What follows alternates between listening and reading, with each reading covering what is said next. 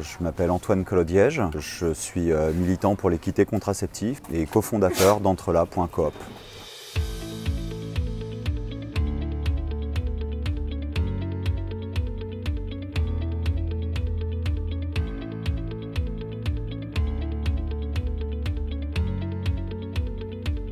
Le fait que ce soit un tabou, c'est que la notion de fertilité pour les hommes, c'est très lié à la notion de virilité. Et effectivement, c'est pas évident pour un homme de penser à ne plus être fertile, ne plus avoir de spermatozoïdes. Beaucoup auraient l'impression d'être émasculés, je cite. Et du coup, c'est des référentiels qui sont complètement dictés par des injonctions sociales à la virilité qui fait que les hommes, de façon générale, parlent peu ou pas de sexe ou de santé sexuelle. C'est nécessaire que les hommes prennent en charge leur contraception parce que la contraception, en fait, c'est un peu l'affaire de toutes et de tous en termes de charge mentale, de charge biologique aussi, que tout le monde s'y intéresse et prenne sa part.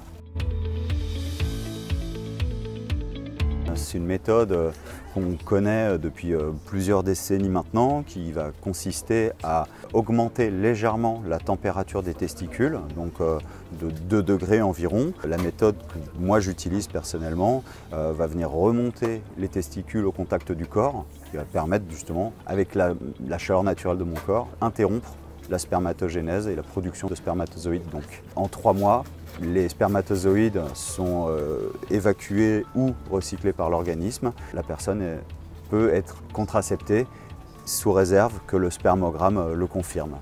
La réversibilité, dans le protocole, on a un retour à la fertilité et aux valeurs spermatiques d'origine à 2 à 3 cycles de spermatogénèse, soit 6 à 9 mois.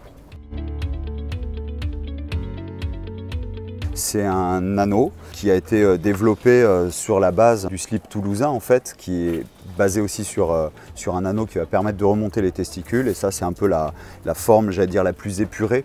C'est le silicone uniquement qui va adhérer sur la peau, et en fait on le passe autour de la verge, on tire la peau du scrotum, les testicules remontent contre le corps, et puis voilà, elles sont bien au chaud dans la poche inguinale, et puis il n'y a plus qu'à attendre et à faire des spermogrammes.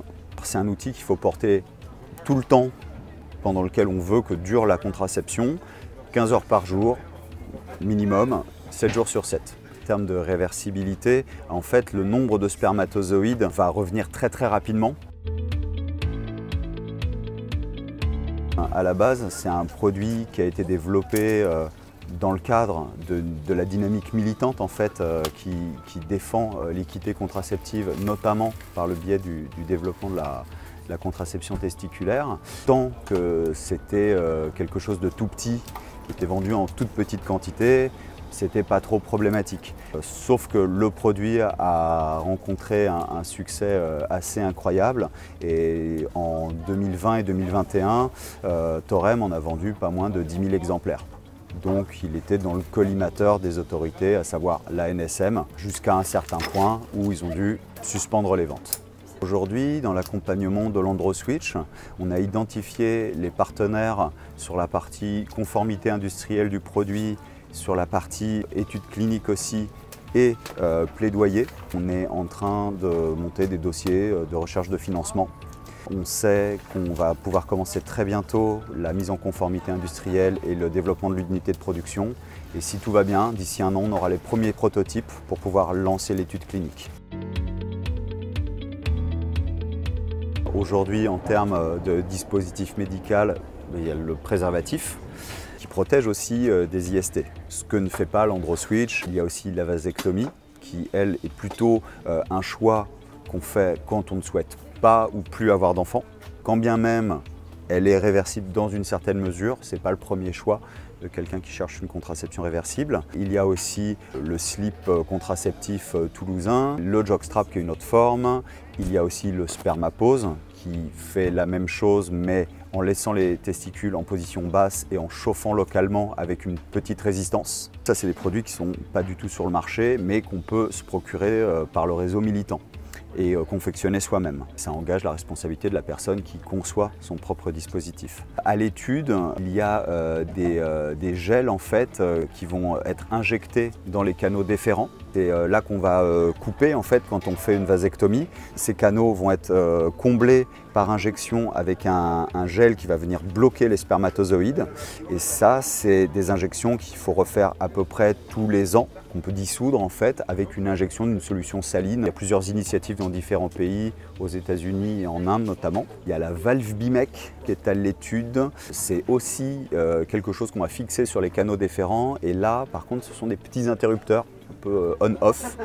Donc ça, c'est encore à l'étude. Un des derniers dont on parle, c'est Kozo, qui est une solution qui est aussi à l'étude. On va utiliser l'effet des ultrasons sur les testicules.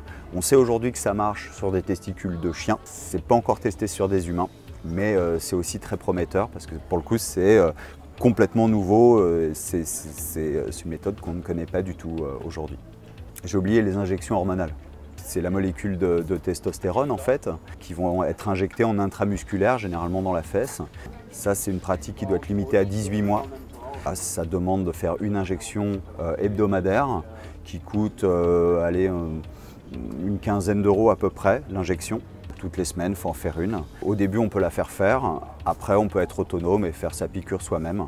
Et c'est un petit peu ce qu'il y a de plus proche de la méthode hormonale féminine qu'on connaît aujourd'hui, sauf que ça n'a pas la forme de pilule. On n'a pas encore trouvé une forme de pilule qui puisse être ingérée et avec une testostérone qui puisse contracepter à l'arrivée, parce qu'en fait elle est dégradée par le foie, donc on est obligé de passer par une autre voie. Pour le coup, il y a une pilule non hormonale qui est aujourd'hui à l'essai. On sait que ça marche sur des animaux aujourd'hui. Ils ambitionnent de lancer l'étude sur des humains à la fin de l'année. C'est une action enzymatique en fait qui va venir bloquer la production de spermatozoïdes. Donc ça aussi c'est une piste très encourageante qui est encore nouvelle. En me renseignant sur Internet, au moment où moi je voulais trouver une solution de contraception pour moi, je suis tombé sur les sites du réseau militant qui parlaient des slips contraceptifs, ce genre de dispositifs do it yourself. Pour des raisons de besoin d'efficacité, j'avais besoin d'être rassuré, je me suis dit je vais plutôt aller voir un urologue et pour parler même à la limite parler vasectomie. Enfin, quelqu'un de compétent qui me parle de contraception reconnue et efficace. Son discours était très dissuasif. À ce moment-là, moi, c'était il y a un peu moins de 2 ans, j'avais 37 ans et pas d'enfant. Et du coup, il m'a dit « Vous êtes trop jeune, vous n'avez pas d'enfant, par principe, je ne vous le fais pas. » Et il m'a sorti tout un laïus sur la vie c'est long, vous aurez peut-être envie d'avoir des enfants plus tard. Donc vraiment un discours vraiment dissuasif. Et en sortant, j'ai été sur le moment très agacé et j'ai redoubler mes recherches pour trouver quelque chose et finalement je suis passé sur la contraception réversible avec l'androswitch et la méthode thermique donc. Du coup, ce que je peux recommander aujourd'hui, c'est de se renseigner déjà sur Internet. Il y a des sites comme contraceptionmasculine.fr qui présentent les différentes méthodes. Et avec cette documentation-là, ces ressources scientifiques, parce qu'il y a beaucoup de recherches qui ont été faites quand même sur ce champ, aller voir son propre médecin, entrer par la porte classique, j'ai envie de dire. Peut-être que le médecin sera ouvert, peut-être qu'il voudra vous accompagner, peut-être pas, mais aujourd'hui, on a besoin que les médecins soient formés ou se forment sur le sujet. Il faut aller avec le corps médical pour que ça se développe aussi de ce côté-là. Dans nos ateliers qu'on développe en Ile-de-France avec le collectif 0 million, on a pas mal de gars qui viennent nous voir, parfois en couple, mais souvent tout seuls, et qui justement, on fait un cheminement, une réflexion autour de la contraception, mais de façon un petit peu plus générale sur la déconstruction des masculinités, sur le féminisme. Et du coup, effectivement, on sent que ça s'ouvre doucement, que les personnes ont j'allais dire, des référentiels de pensée un peu plus ouverts et ils se sentent plus responsables en fait dans toutes ces questions. Auprès des jeunes, on sent qu'ils ne connaissent pas les choses dont on parle, mais par contre ils sont super curieux. Donc généralement ce qui se passe, c'est qu'ils ne réagissent pas trop, ils nous laissent parler, ils attendent de voir, mais par contre ils ne sont pas dans une réaction de tout de suite juger ou dire ah, ton truc c'est pas pour moi ou j'aurais l'impression d'être émasculé. Ils sont plutôt en mode ah ok vas-y parle-moi-en, moi je connais pas du tout, ça m'intéresse. Donc vraie évolution des mentalités et beaucoup d'espoir du côté des jeunes.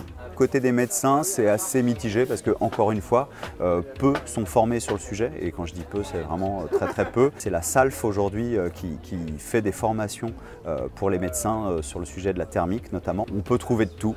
On peut se rapprocher de structures telles que le mouvement français du planning familial, par exemple, si on veut évoquer un sujet avec des médecins, des médecines qui sont assez sensibilisés sur ces questions. Mais encore une fois, en parler à son généraliste, ça ne fera pas de mal, ça plante la petite graine et peut-être que la personne va se former et peut-être que quand elle aura une deuxième demande, elle dira « Ah tiens, on en a déjà parlé » et petit à petit, on peut espérer que la personne sera mieux formée et pourra accompagner des gens.